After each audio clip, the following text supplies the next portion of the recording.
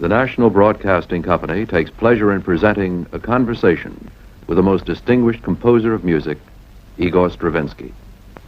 With Maestro Stravinsky in his house in Hollywood is his protege, the American conductor, Robert Kraft.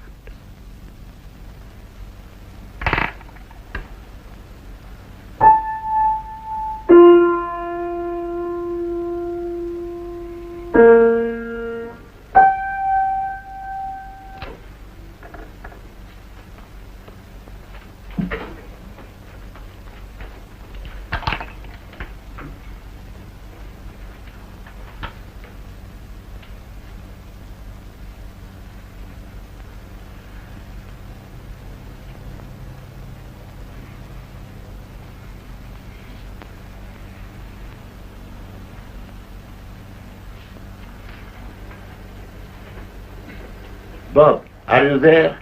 Yes. Come in. Sit down. I want to show you something. Will you play these two last measures? All right. Play these three parts. I play the three lower parts of the horns.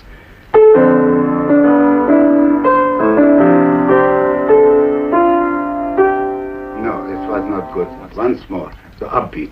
Two. No, up. Two. Two.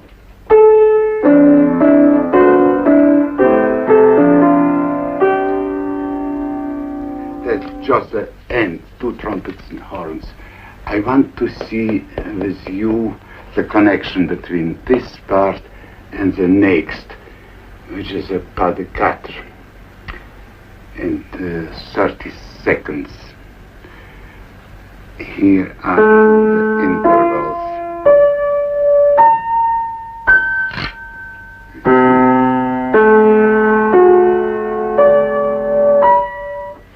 We have to touch the music, not only to hear it, because touching it we feel the vibration of the music. It's a very important thing when you think about the Beethoven's case. You remember when Beethoven was absolutely deaf? He took a stick in his mouth, like this pencil, and he played the music, touching the stand to have the vibrations, because he needed to enjoy the vibrations. Otherwise the music was an abstract matter for him.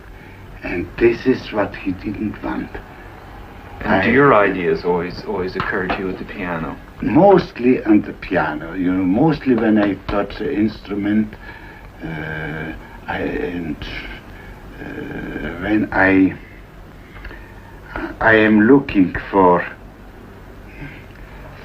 some distance of my fingers, which correspond to intervals, and these intervals are really musical ideas. Well, then there's chance involved. Of course, sometimes chance, and sometimes by will. And we have not to despise the will. The will is a very important thing.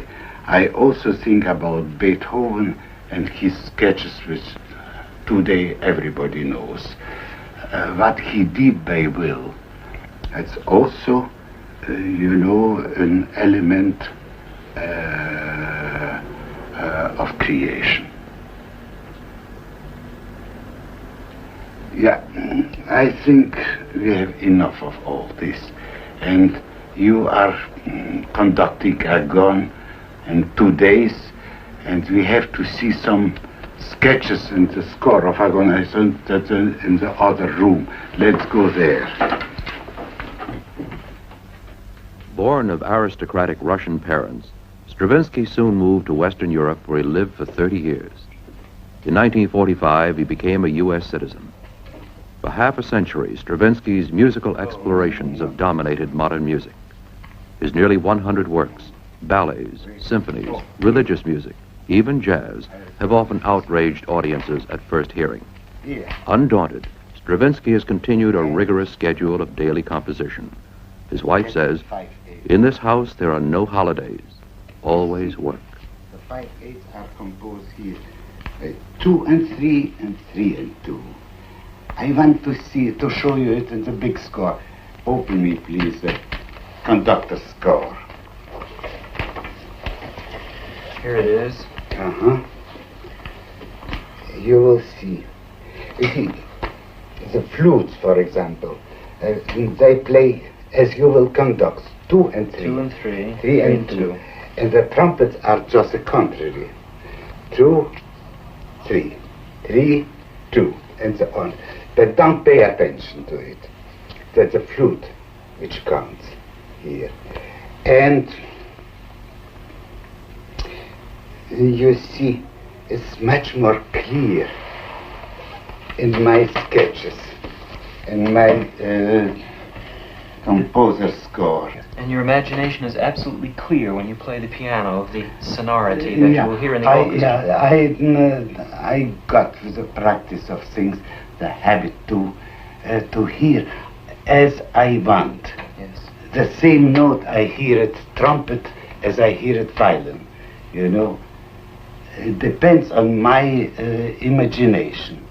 It's difficult to talk about the imagination, but one can talk about craftsmanship. Perhaps you could say something about craftsmanship. Yeah, craftsmanship reminds me a very important word, homo faber, as opposed to homo sapiens. Homo faber, the man who makes things, and the things to be made, we must invent them. I would like to know if your first musical experiences, you were conscious that you had an inventor's attitude towards them. I remember that I played the scale on the piano. And playing the scale on the piano, I thought, after all, who invented the scale? Somebody invented the scale. If somebody invented the scale, I can change something in the scale and invent something else in the scale. And I invented, I remember, say C, D, E, no F. I jumped to G. And an F came after the last B. Yeah. You see, and somebody, an old uncle who was came beside me on the piano, he asked me, "What are you playing? You start so decently with C, D, E, and afterwards you jump." I said, "My dear uncle, that's my invention. Let me alone." How old were you then? Oh, I was 8 years old. And you had piano lessons? Oh yeah, I had piano lessons from 7. The regular piano lessons I took it at 9. And it was a very dull that I had to do it. And the exercises were dull, and everything seemed to me too large, you know, too big. I remember that was just the first years of my musical life. Later, at 14 years, I took lessons. It was a lady who was maybe 19 years old, and of course, for me, that was an old maid.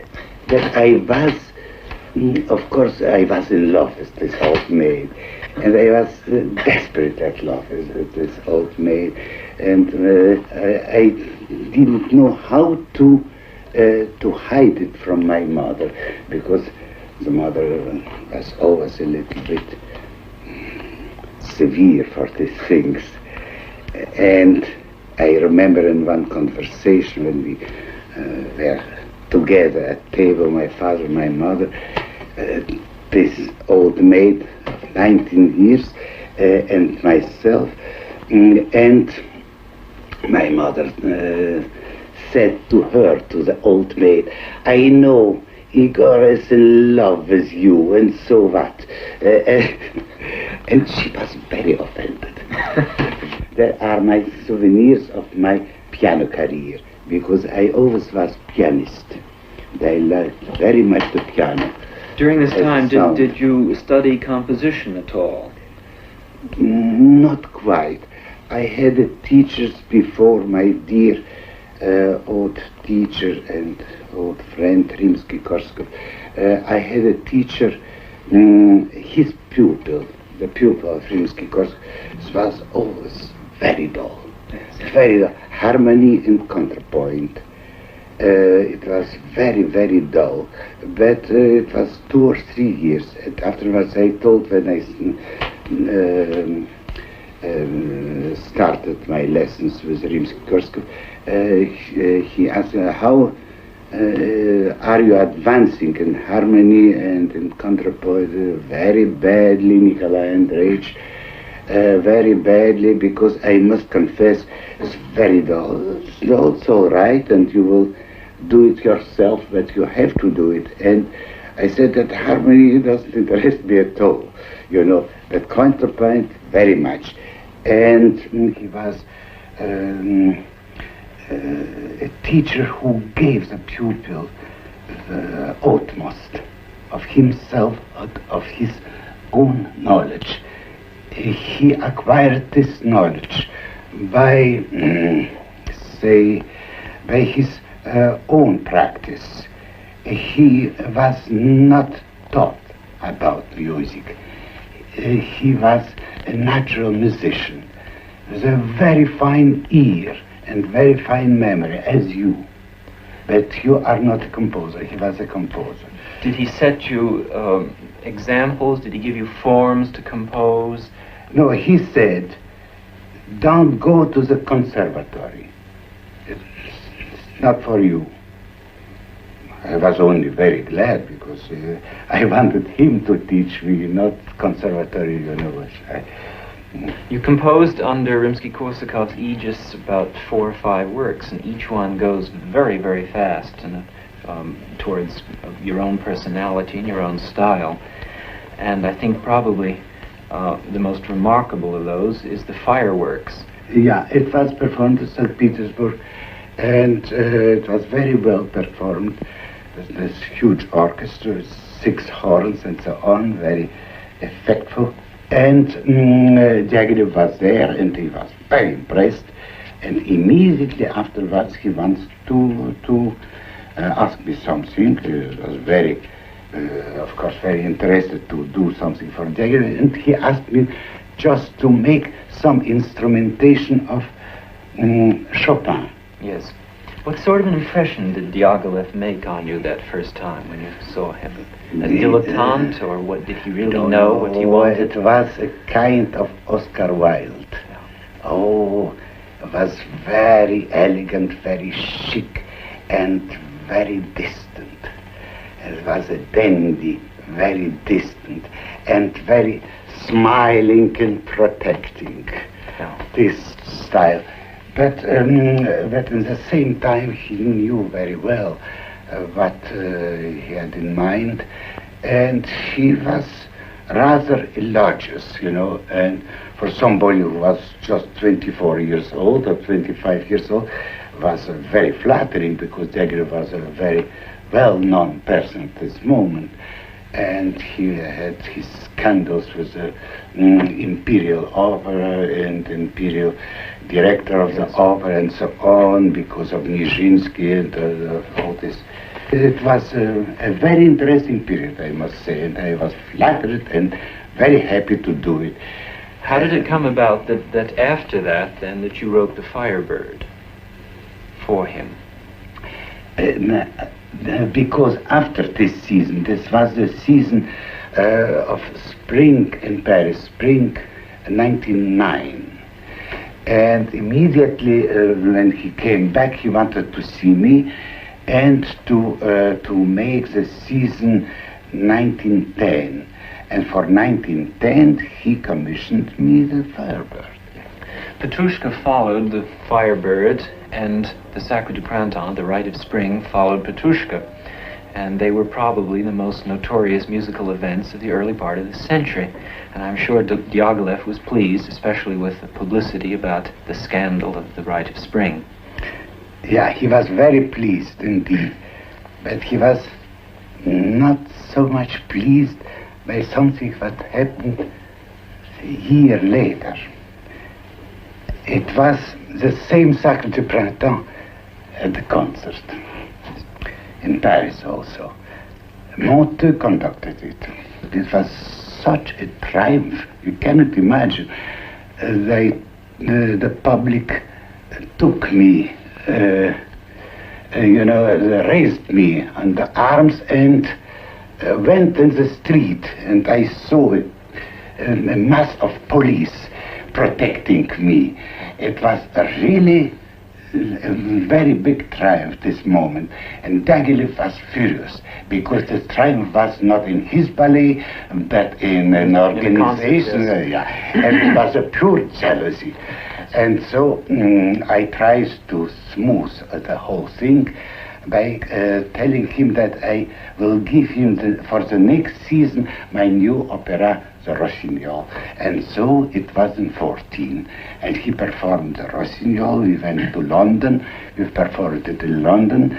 I came back to Switzerland, and little by little we formed a kind of group of painters around us, and a group of friends like Cocteau. Who else? It was Picasso, of course. He did this portrait of you at that time. Yeah, exactly. No, a little bit later. 1917. Yeah. After the First World War, your interest in folklore declined, and you showed a new interest in the forms of sonata, of fugue, of canon, of the 18th century especially, but also of earlier centuries. Of course. I must say that I was not the only one. It was so many composers that did the same. In the old time, in our time, for example, Schoenberg did the same with his symphonic music, and Webern also. So I went on, and I composed something which has a much more importance than the people think about it. That's Apollo Miserette.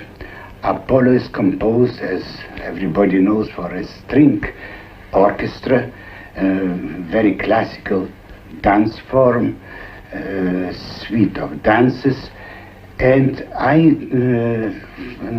think always about Apollo as a beginning of something new in my music. Something new, that the technique was new. The technique was new. I didn't invent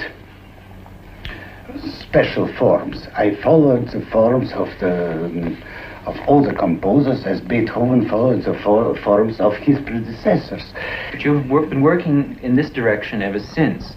But today, and more recently, there is a new principle has come into your use of these forms, and would you care to say something about that? It seems to me that it's much more concentrated, and it has a different dimension in harmony. People are baffled by it, who are used to hearing just chords and with which they're familiar.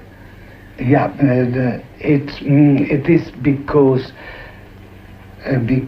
my music of today is so much based on the new musical technology.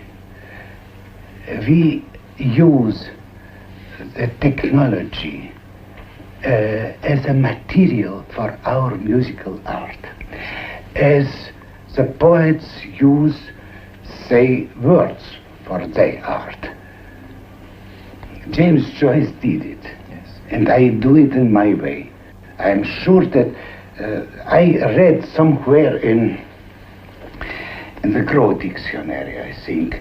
They compared my music with the poetry and with the writing of James Joyce, and in this sense it's true. It's, because it has another meaning that just what should I say, the sentimental meaning. Yes. Ask me another question now. Do these same principles of form continue to guide your more recent music? For example, the piece you wrote for Dylan Thomas. The piece I composed for Dylan Thomas was not intended first when I thought about Dylan Thomas. I wanted to compose with him an opera. And I waited him here where we had to sketch this libretto for this opera. And he was in New York, I waited him here. And I received a telegram that he was dead in New York. So no more opera. It was only the regret of knowing somebody which was a wonderful poet. And I always have his portrait with me because I loved him very much. And so I composed a piece of music in his memory. I was very sad, and I don't know if the music translated this sadness. But what I know, that I composed this music in a certain style. And this style was very close to the principles which guide me today. And these principles are based on a certain discipline. The discipline of, as we hear very often today, is a word raw, serial music and so on. And it was naturally a quite different approach with this principle of series as what I did before. And the people thought that it was very dissonant. Why is it that every new work of yours arouses a certain protest from the public? It's very simple. The answer is very simple. Each time I have new problems, and these new problems require new approach on my part. And the public has some habits already, has some familiarities with my old works, and they don't know if it is just a bad work of mine or a new approach. The idea of new approach, of a new problem doesn't come to their mind. So you're ahead of the public? It's inevitably. I am not guilty. Yes. And what about the performances of your new works? You yourself very often like to conduct them. I am conducting it for different reasons. First of all, I am myself a son of a big interpreter. My father was a very big and very famous artist in his time, as Shalapin was afterwards, after him. And he has a very strong dramatic talent. And this talent, I feel it in myself. Yes. It's nothing doing with the music, but something to doing with the performance. Yes. And I know, and I have practiced enough to convince public when the regular conductor cannot do it.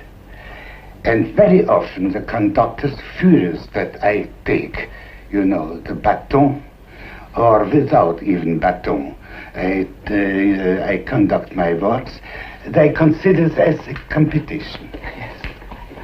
What should I do? And the other reason is that that's earning. Yes. As a very serious earning, much more serious than my own music. Yes, I mean you earn much more as a conductor than as a course, composer. everybody. What earns Chopin and what earns Rubinstein with Chopin? That's, Rubinstein is my friend, and my good friend is not to speak badly about him, but it is just a fact. Yes.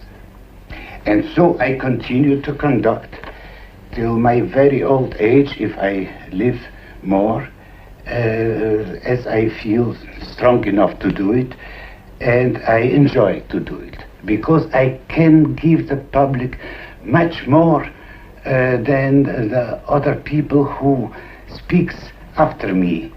You feel then that all composers should be performers, they should have some contact with Absolutely pertinent question. I find that all composers must conduct, and they must conduct not only for the public but for themselves, to know how to write music. When you know how to conduct, you will better write music. There are many definitions of music. Do you happen to have a special one of your own? My definition is always the same. Music is an organization of tones, an act of human mind. And at that propos, I remember a phrase of the great philosopher Schopenhauer, who spoke in the same terms about music. I put even down his phrase. And the musical tones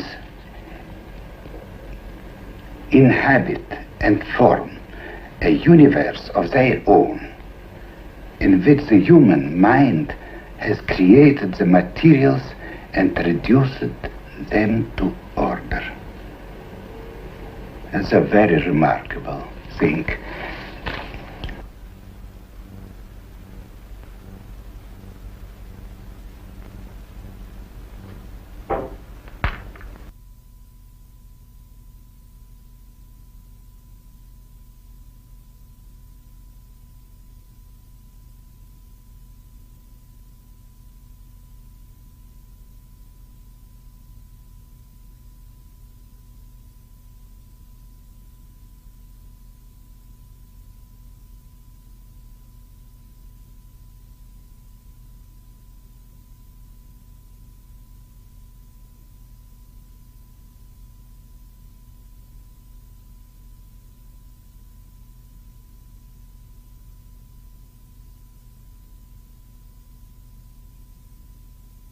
The National Broadcasting Company filmed this conversation with Igor Stravinsky on the eve of his 75th birthday.